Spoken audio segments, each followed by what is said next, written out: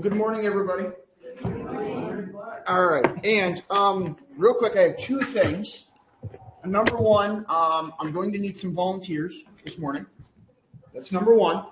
Number two, I do have a quick question just to ask everybody before I get started. How many of you have a lot of old stuff? Y'all have some old stuff? All right, now, some of my students are looking at me and be like, yeah, there's that guy up there, Wyatt. But, so we can use the word old to mean a lot of different things. How many of you have old stuff that secretly people around you are plotting to get rid of?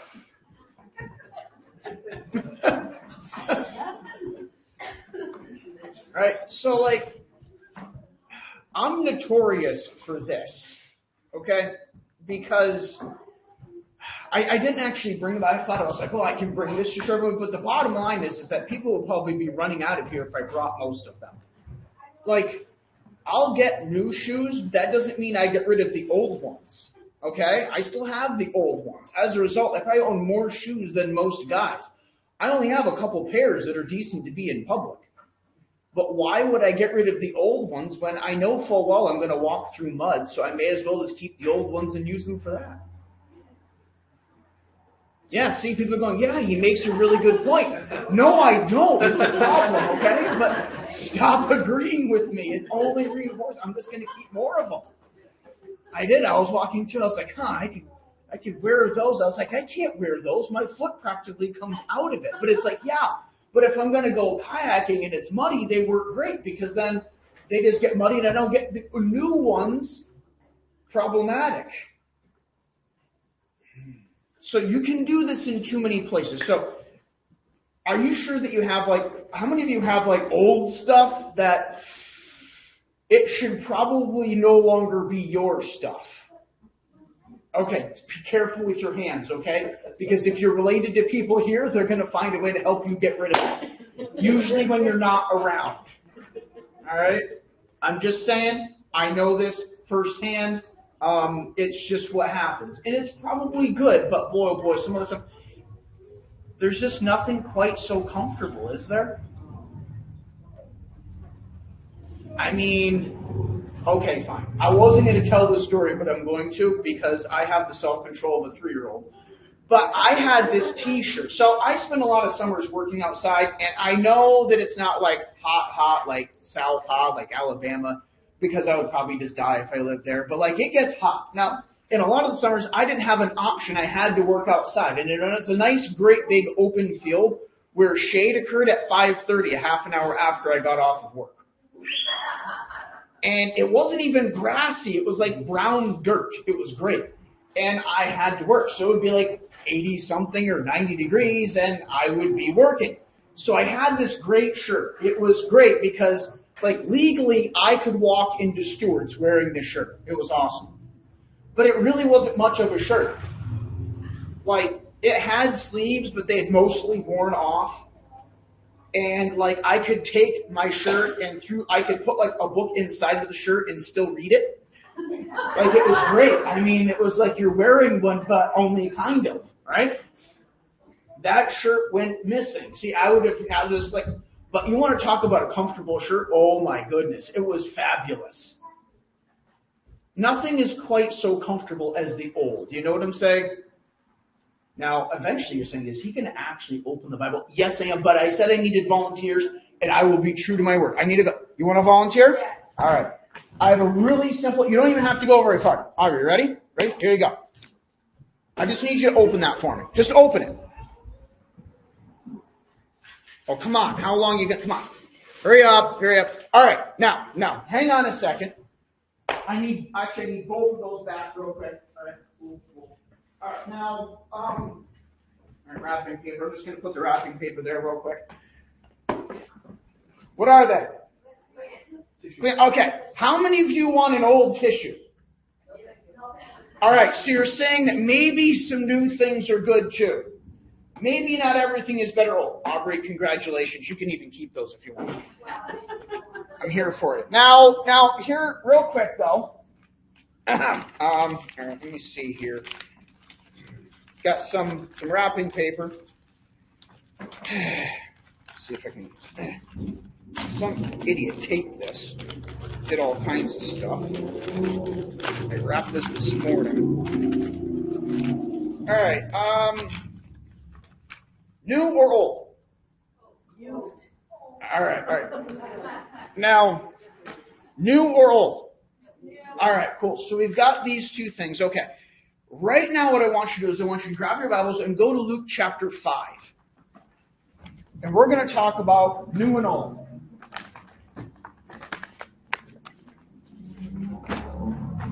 Now, don't worry, I still need at least one more volunteer. But not yet. So you're safe temporarily. But only temporarily. All right, Luke chapter 5. Let me get there because I told everybody else to. I'll be the last person to get there, which is fine.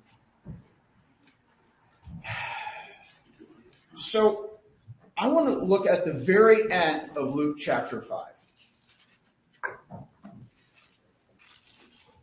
And to be honest, it took like forever to kind of like boil some of this down.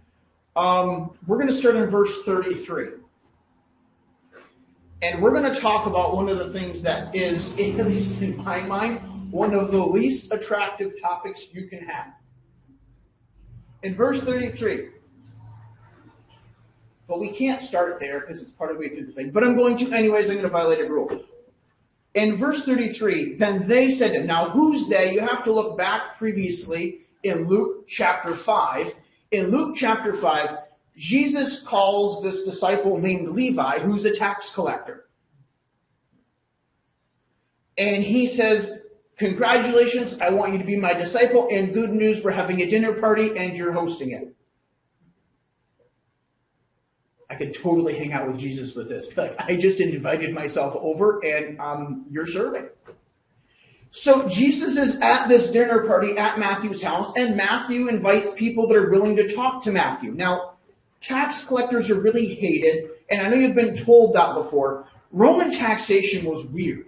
By the way, Roman government was weird. Now, eventually Rome straightens this stuff out. In fact, they do this earlier under Augustus, but they only do it in some places. You may not know this, but Israel was a weird place in the Roman Empire. You read over so many things in the Bible because we're just kind of like, well, yeah, that's just what it is. Like in Luke chapter 2, right? And there went a decree from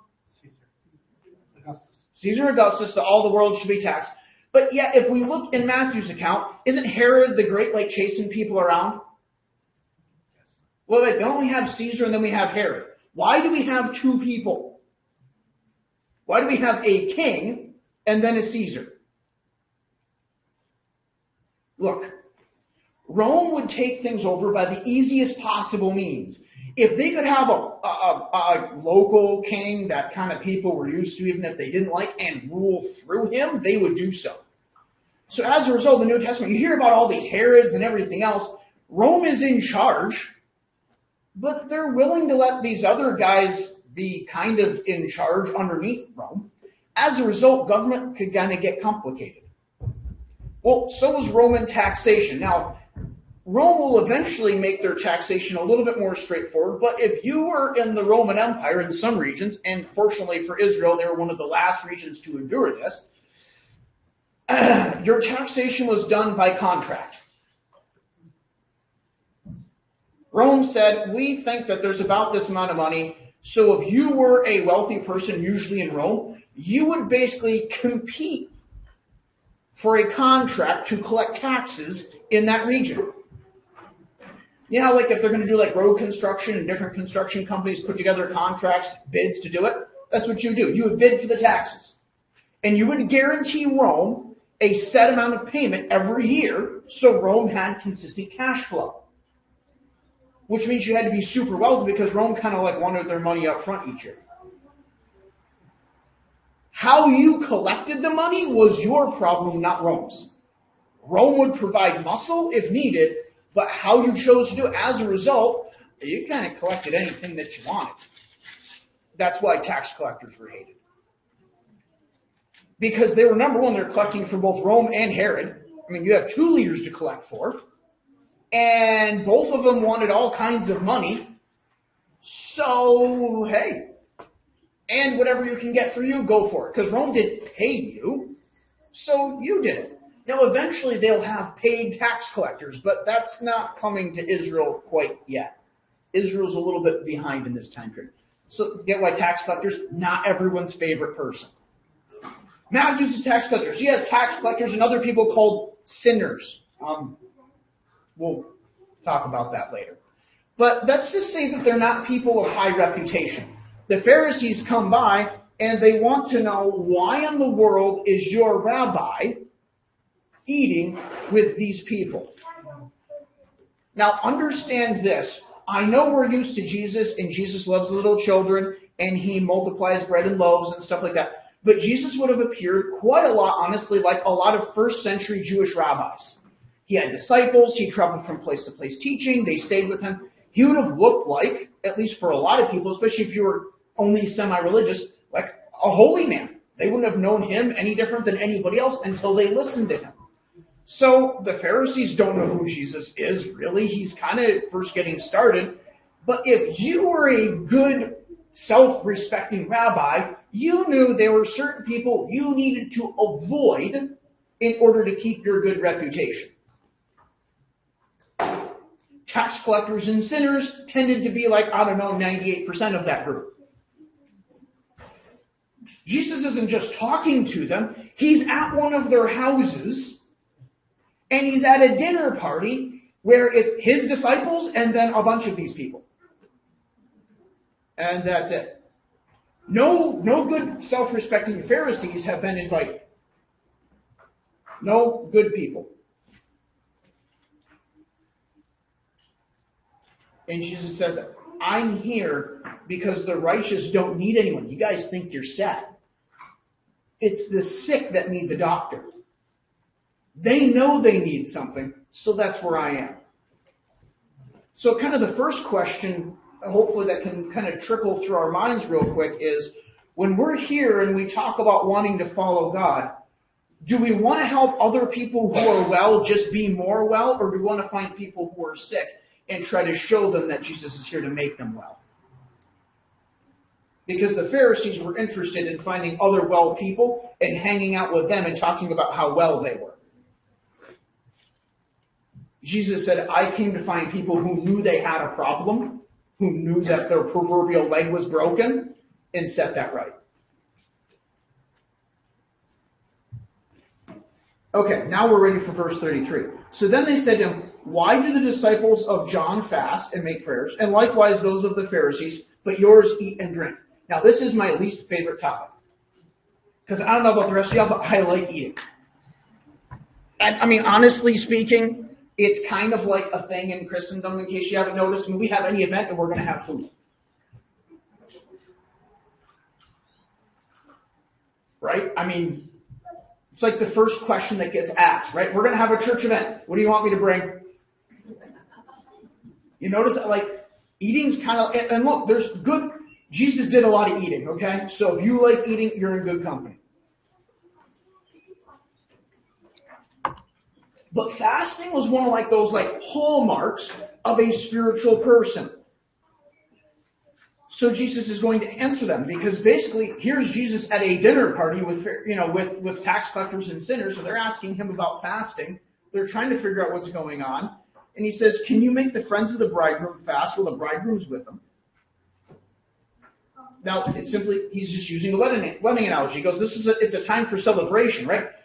People of Israel have been waiting for the Messiah. Why in the world would they fast when the Messiah is actually here? Now's not the time. But the days will come when the bridegroom will be taken away, and then they'll fast, right? There's a time when Jesus will leave earth, and it will be appropriate time. Now, here's where it gets really fun. Now he's going to speak a parable to them. No one puts a piece of a new garment on an old one. Otherwise, the new makes a tear, and the piece that was taken out of the new does not match the old.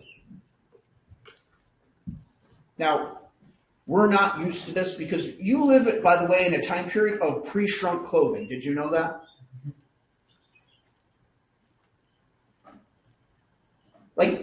at this time period, right, when it was new, it was actually just that. They didn't like pre-wash it. Every piece of clothing that you buy has gone through a process so that the first time you wash it and dry it, it doesn't go from like, I don't know, an extra large to like a small.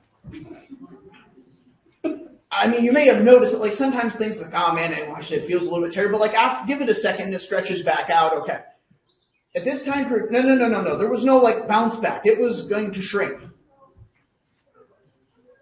So, I told you I had old stuff, right? I don't like getting rid of stuff. Now, this may come as a surprise to you, but the word old, guess what it means? It means old. Some of you are like Greek specialists, but it actually carries a little bit of nuance. I mean, it can mean old, but it can also mean used up. Now, I have a pair of pants. Now, for a little while, these were dress pants. So they're pretty nice. If you can, I mean, some of you are a little bit closer. They're no longer dress pants. Does everyone understand why that's the case? Right? But look. Everything can have a second life, right? They can go from dress pants to work pants. After all, I mean, I'd worn them for so long, they just finally gotten comfortable. But now something happened. I can't wear them to school anymore. That's great. I can wear them for work. So, they're great. I mean, you can chainsaw and do all kinds of other stuff, but sometimes things happen. I'm not sure what to do with them right now. I mean, I can like look at everybody. They have a little bit of a problem, okay? I mean, let's just say that probably I should not wear them in public right now. But there's a solution, isn't there? I could patch them, right? I could patch them. It would be great. Now, I know that this may be a shock to you, but I actually, for like one of the first times in my life, got dressed on purpose today. I mean, yeah, I always put clothes on. Sorry, that came out. But I thought about what I was going to put on. I usually don't. I'm like, that's like first, so sure. So I have on the newest pair of pants I own. I think they actually are brand new. I was feeling ridiculous. It's like, I'll get an extra set of pants. And they're pretty much the same style of pants. I'm really not that creative, in case you can't tell. Now, I have a great solution, though. In order to fix these pants, I mean, they're very spiritual. They're holy. But they're great now. I could remove part of these pants, and I could sew it onto these pants. Problem solved. Right? How many of you think that's a good idea? Why not? What's that? Yeah, if I did that, what would happen to these pants? Yeah, then it would have a hole in it. I would put a hole in my new pants so I could fix my old pants. By the way, would my old pants be as good as my new pants are if I did that? No. How many good functional pairs of pants would I have? Yeah, none really. I'd still have a nasty pair of old pants. They'd have a patch on them that doesn't fit them, and I'd ruin my new pants. How many of you think this sounds like a viable alternative? Okay, now, I told you I needed another volunteer, right? Now, but here's the thing though. This is going to have to be somebody a little bit older, and guys, don't even think about it because you're probably incompetent here. Sorry, it's just reality. All right? I need someone to do... How many of you have noticed that, like... Maybe this is just me, but it seems like a lot of ladies can wrap, like, Christmas presents blindfolded, and yet, do you ever notice that, like, all of the lines are perfect, and the bows are nicely done, and I'm like, look, guys, I'm just going to take some glue and I'm going to smear it on the wrapping paper, okay? I'm going to roll it in it and just like fold it around and like put it there, and hopefully the glue sets. So, do I have a brave volunteer that would be willing to try to wrap this? All right. Come on up. Now, all right, I have scissors here, and you can pick your color. Here you go, right? Your tape, right? Now, here's the only caveat. can you please use this? Sure. All right. So she's going to wrap my present here. As she's doing that, how's it going? Do I get to use the tape? Yes, you can. You can use as much tape as you want. Yeah. I wouldn't. Look, I'm not trying to make this hard. I'm civilized. I mean, you know.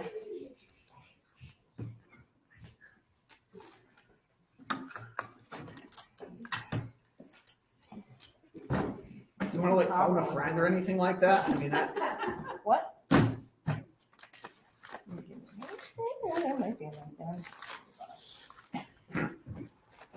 I'd have to spin it a few more times. Did you make sure this would fit before I did this? Well, it's the same piece of wrapping paper that was taken off of it earlier. So I know it fits. I made sure of that. You know, I mean, come on. Again, I'm not trying to make this hard. So throw me some curveballs.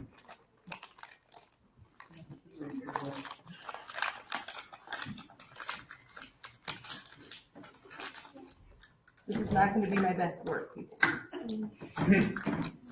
I can't figure out why. How many of you think that I should have been nicer and let her use the new wrapping paper? Okay, a couple people are like, no, this is great, actually. I prefer this.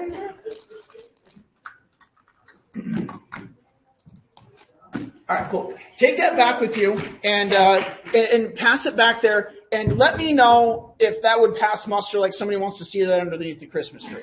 All right, so just, pass it around, see what you think. Let everybody see that. And I think she did a really nice job, really. But, I mean, how many of you are saying, that right there, that's Christmas morning quality work?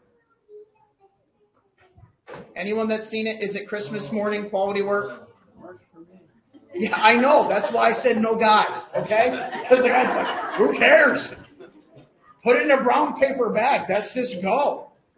All right, that's why the guys have been omitted from this, okay? Because, I get it. I would be like, meh, you can just put it in that bag. That'd be fine. Okay, let's get to the second one.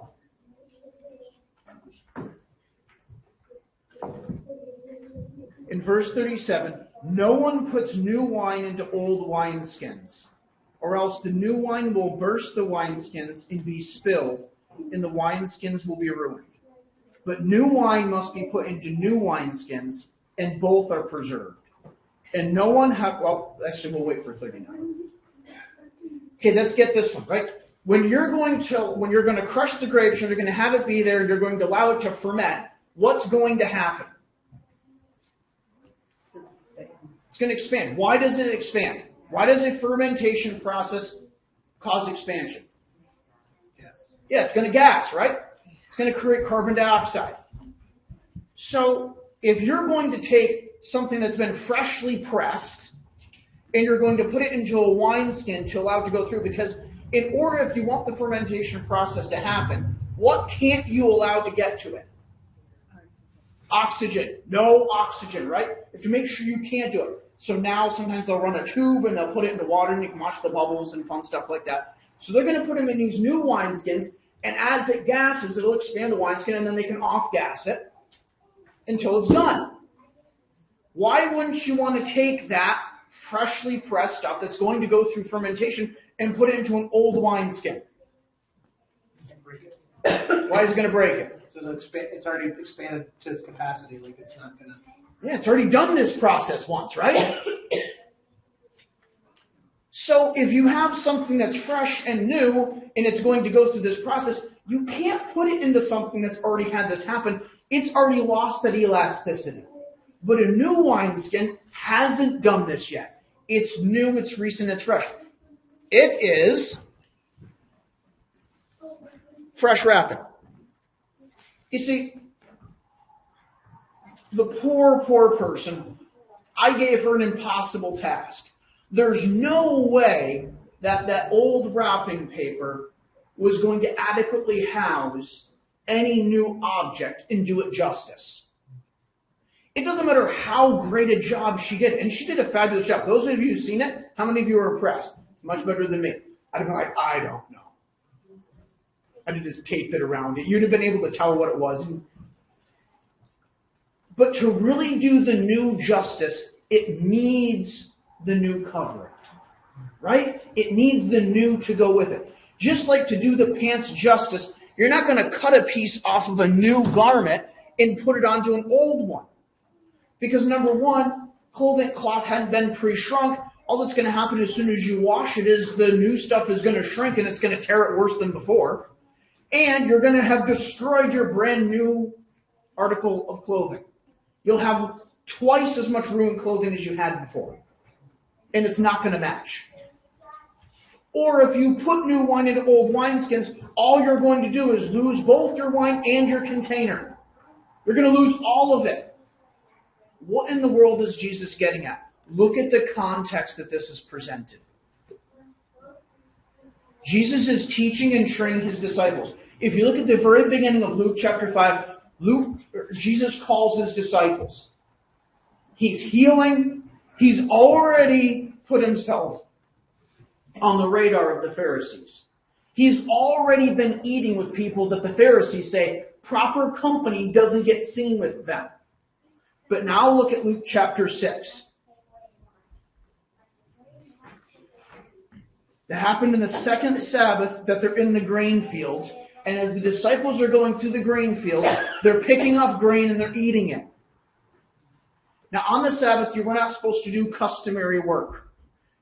And the Pharisees want to know, why are your disciples doing what's not lawful to be done on the Sabbath? They didn't have a problem with them picking the grains. They were actually allowed to do that.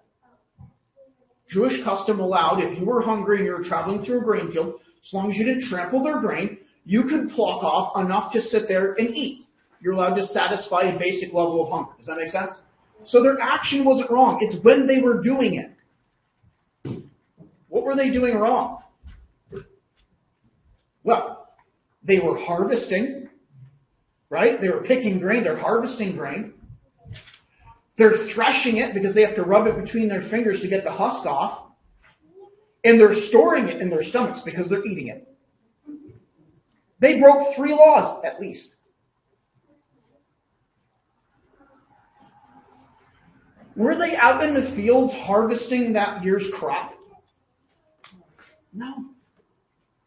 But look at the next example. The next example.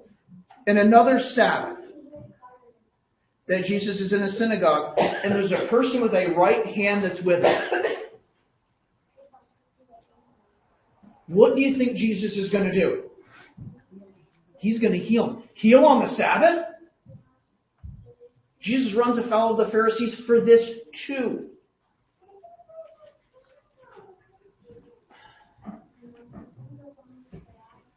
Why is Jesus not having his disciples fast and instead having them eat with him and do the things that he's doing? He says, number one, when the bridegroom is the Messiah that they've been waiting for is here. Fasting has to do with expectation. What are they expecting? The one they've been expecting is here. Stop fasting right now. But number two, if Jesus allows the disciples to continue to fast like everybody else, they're going to think like everybody else.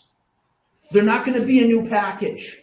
They're not going to be a new wineskin. They're going to be an old wineskin that Jesus is teaching, being the new wine, is going to try to fill.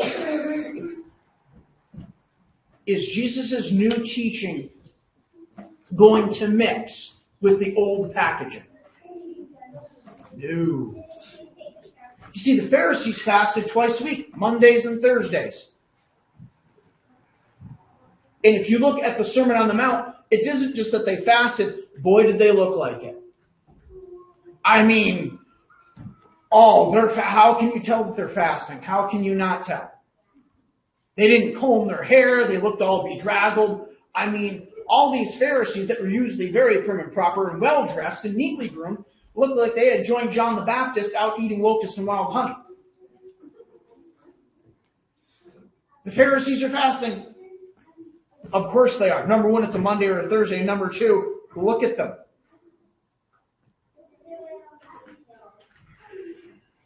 Is that what Jesus wants his disciples to do? No, in the same instruction, it goes, when you fast, he's assuming that they will. When you fast, basically he says, Basically, go the extra mile with your physical appearance. Make sure you look fabulous, is almost how we would translate it today. Why? So that what you're doing with God in private while fasting isn't something that everyone else is going, wow, look at that guy fast, look at him go. That's very impressive. He's a very dedicated follower. We can tell because he's fasting. Because no, that's not the point. And if Jesus would have had his disciples fast like everybody else, then they would have followed the footsteps of everybody else. But in case you haven't picked this up in the Gospels, Jesus doesn't follow the footsteps of everybody else. Jesus had already yanked them out of their comfort zone. I mean, realistically speaking, Matthew was probably fine. But most of the rest of the disciples probably did not enjoy their dinner party at Matthew's. I don't know that for sure. The Bible doesn't specifically tell us. And the disciples were nervous, okay? But they were raised, most of them, in proper Jewish homes. They were told, don't hang out with them. Jesus is going, guess what, guys? We're going to go hang out with the people that your parents told you to avoid. He's not going to take them through the regular practices. What's the point? The point is simply this. What's more important to you? Following Jesus or staying within your comfort zone? Because honestly speaking, this is kind of my comfort zone.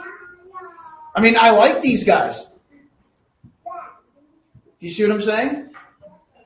It's familiar. Here's how I know that. Look at the very last verse. And no one, having drunk the old wine, immediately desires the new. For he says, the old is better.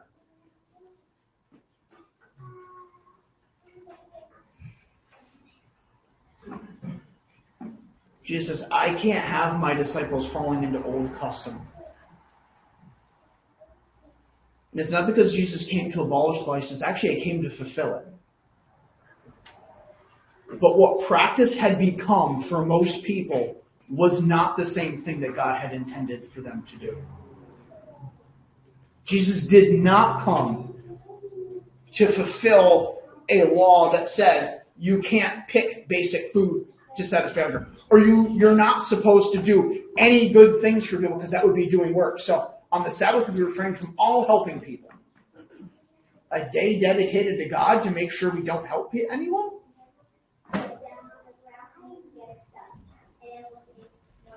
So that's my basic challenge that I have to go through is, will I be more determined to maintain my comfort zone and my established practice? Or am I going to be open to the fact that Jesus may and say, there are some things that you do that have a whole lot more to do with what you like than what I'm calling you to do?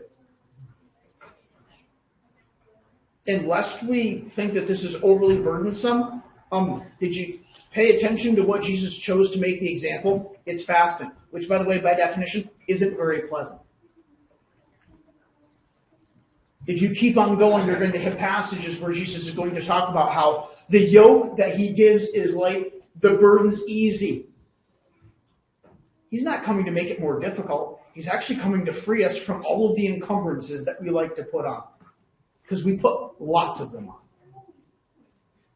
Harold hit this in Sunday school, so I'll end with it just to kind of wrap it full circle. God gave the Israelites 613 laws. By the time the Jewish people were done writing out their commentary on the law and doing the rest of them, they created a volume about as thick as this. They took 613 law and they made them thousands.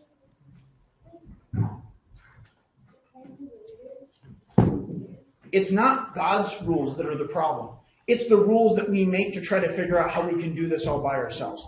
Jesus says, if I do the same thing that everybody else is doing, all they're going to do is follow these, and they're not going to pay any attention to what I want them to do. So my encouragement is this. Pay attention to Jesus, not what you feel like doing.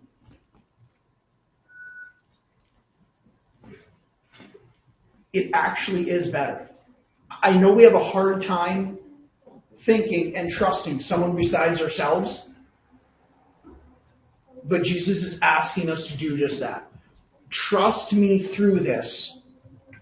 Trust me that I know a better way through life than what you can come up with. Take the new and don't decide that the old is better. That's all, folks. You want to close this here? Sure. Heavenly Father, thank you for your word. Thank you for what we've been shown here this morning, Lord, to help us to desire the new, Lord, and allow the old to pass away. So you've raised us to newness in life. So thank you for that. Thank you for your sacrifice on the cross, Lord. Thank you for blessing this time with us together. Lord, we're asking for just your great blessing on the week to follow. Help us to share your will and your truth with the people around us. Help us to share that new wine with unbelievers, Lord. Give us opportunities this week as we go to our homes and our jobs. And give us rest here the rest of the day. In Jesus' name, amen. Thank you, everyone.